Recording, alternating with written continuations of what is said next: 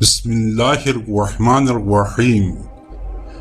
جب اسے امام مظلوم حسین علیہ السلام کی شہادت کی خبر ملی تو پتھر پہ اپنے سر کو مارنے لگا اور اس قدر زخمی ہوا کہ خون سے لہولہان ہو کر بے ہوش ہو گیا۔ وہ اس وقت قید میں تھا۔ وہ افسوس کرنے لگا کہ اپنے امام کی مدد کے لیے کربلا نہ پہنچ سکا۔ اس نے ایک قسم کھائی کہ جس دن بھی وہ قید سے رہا ہو کر باہر نکلے گا، بحکم خدا تمام قاتلین حسین اور یزیدیوں کو اس طرح قتل کرے گا کہ لوگوں کو بخت نصر کا قتل یاد آ جائے گا۔ یہ شخص کون تھا؟ امام حسین سے اس کا کیا تعلق تھا اور اس نے یزیدیوں کو کیوں قتل عام کیا تھا؟ اس ویڈیو میں ہم اس تاریخی شخصیت کا مکمل احوال بتائیں گے۔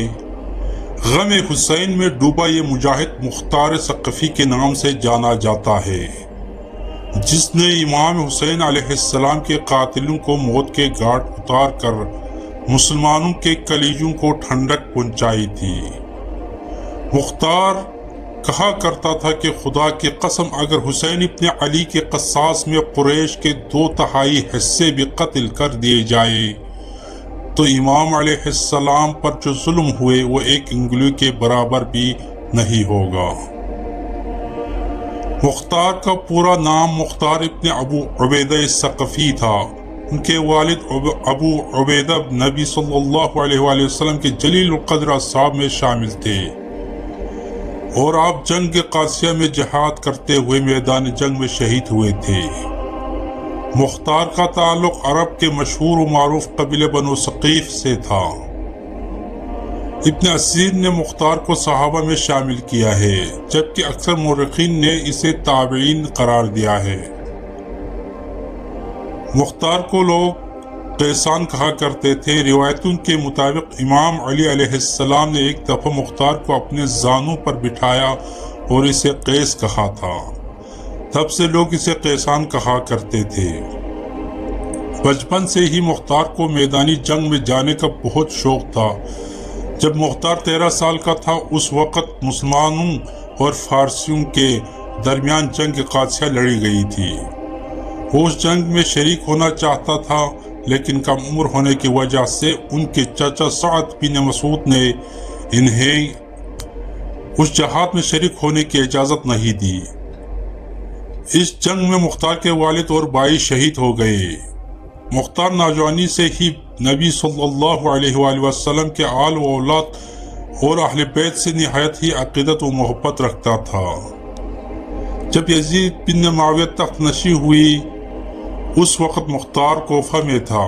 جب اسے خبر ملی کہ امام حسین علیہ السلام نے یزید کے ہاتھوں پر بیعت کرنے سے انکار کر دیا ہے تو اس نے امام علیہ السلام سے رابطہ کیا اور کوفہ بصرہ کے لوگوں کو اس بات پر آمادہ کیا کہ وہ امام علیہ السلام کے ساتھ مل کر بنو امیہ کی حکومت کا تختہ پلٹ دے،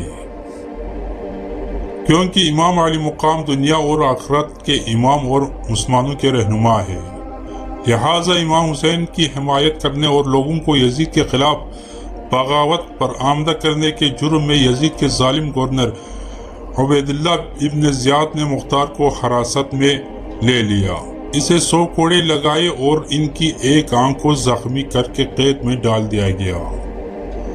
10 محرم سن 61 ہجری کو امام حسین اور آپ کے ساتھیوں کو میدان کربلا میں بے رحمی کے ساتھ شہید کر دیا گیا اور آپ کے سر کو کاٹ کر ابن زیاد کے دربار میں پیش کیا گیا۔ ابن زیاد کے حکم سے مختار کو امام حسین کے سر کو دکھانے کے لیے دربار میں بلایا گیا۔ مختار نے جب امام حسین کے سر مبارک کو دیکھا تو بہت گریہ و زاری کرنے لگا اور روتے ہوئے اپنے سر پر مارنے لگا۔ اسی وقت امیر مختار نے ابن زیاد کو اس کے منہ پر دھمکی دی اور قسم کھا لی کہ وہ امام کے قاتلین کو چن چن کر مارے گا۔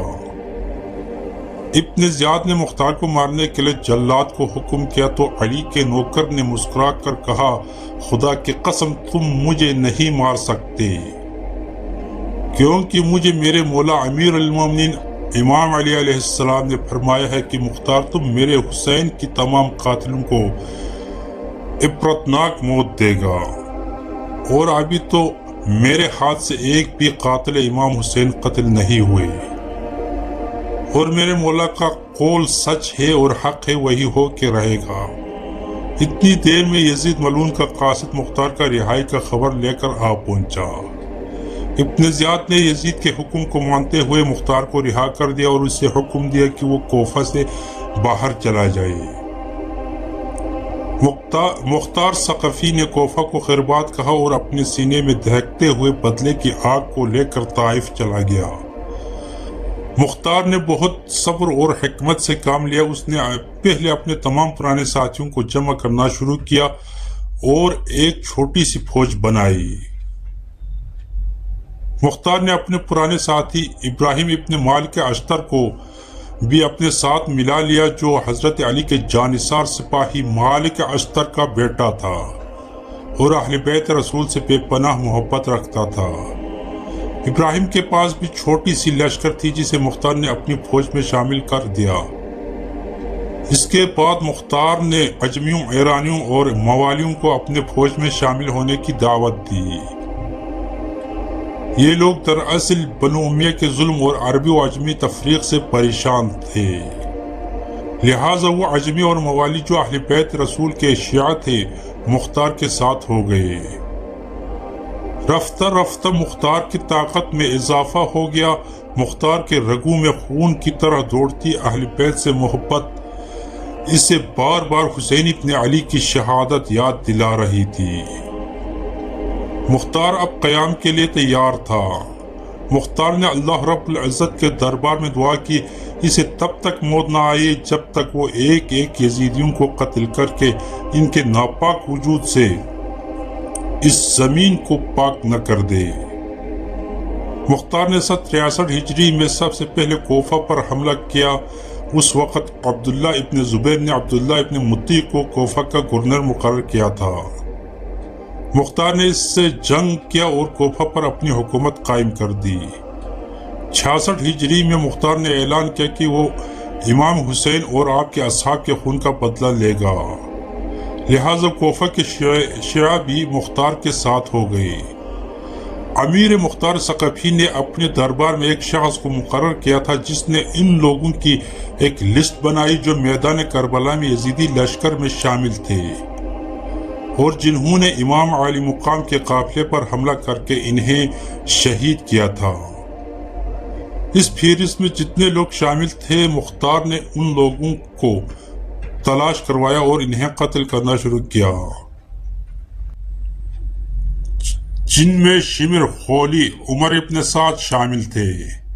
کہتے ہیں کہ جب مختار ان قاتلین کو پکڑتا تو ان سے پوچھتا کہ کربلا کے میدان میں تم نے امام حسین پر کیسے کیسے ظلم کیے تھے۔ وہ پوری داستان سناتا اور مختار اس داستان کو سن کر زار و قطار روتا تھا۔ سن 66 ہجری میں مختار کے سپہ سالار اور ساتھی ابراہیم اشتر نے عراق کے مقام موصل پر ابن زیاد سے جنگ کر کے اسے بھی قتل کر ڈالا۔ ابن زیاد وہی شخص تھا جس نے امام حسین کے کٹے ہوئے سر مبارک پر چھڑیاں مار کر بے حرمتی کی تھی، لہٰذا مختار نے ابن زیاد کے کٹے ہوئے سر کو کوفہ بیچنے کا حکم دیا اور بالکل اسی مقام پر اس کے سر کو رکھا جہاں اس نے امام حسین کا سر رکھا تھا۔ ترمذی کی روایت کے مطابق جب ابن زیاد کے سر کوفہ کی مسجد میں رکھا گیا تو ایک سانپ ظاہر ہوا اور اس کے ناک کے ایک نتن میں داخل ہو کر دوسرے سوراخ سے نکل آیا۔ یہ عمل 3 دفعہ کرنے کے بعد وہاں سے چلا گیا۔ یہ عبرتناک منظر کو اہل کوفہ نے اپنی آنکھوں سے دیکھا۔ اس کے بعد ابن زیاد اور عمر ابن سعد کے سروں کو مختار نے امام حسین کے بیٹے امام سجاد علیہ السلام کے پاس مدینہ بھیجا، جسے دیکھ کر آپ نے مختار کے حق میں دعا فرمائی۔ روایتوں کے مطابق مختار کے قیام کو امام سجاد علیہ السلام کی اجازت اور حمایت حاصل تھی۔ سن 68 ہجری کے بعد مختار کی امارت کمزور پڑنے لگی اور ابن زبیر کے بھائی مصعب نے کوفہ پر حملہ کر کے مختار کے قلعے کا گھیراؤ کر لیا۔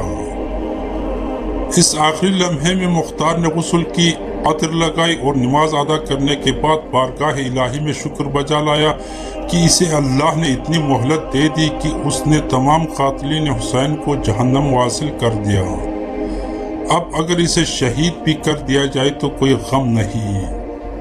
یہ کہہ کر وہ قلعے سے باہر آیا اور مصعب کی فوج سے لڑتا ہوا شہید ہو گیا۔ تاریخ میں مختار کی شخصیت کو بنی امیہ اور ناصبیوں نے بہت بدنام کرنے کی کوشش کی، لیکن مختار آج ہر محب حسین کے لیے ہیرو ہے۔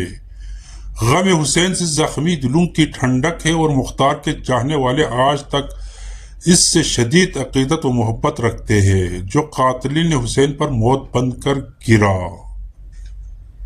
والسلام علیکم ورحمۃ اللہ وبرکاتہ۔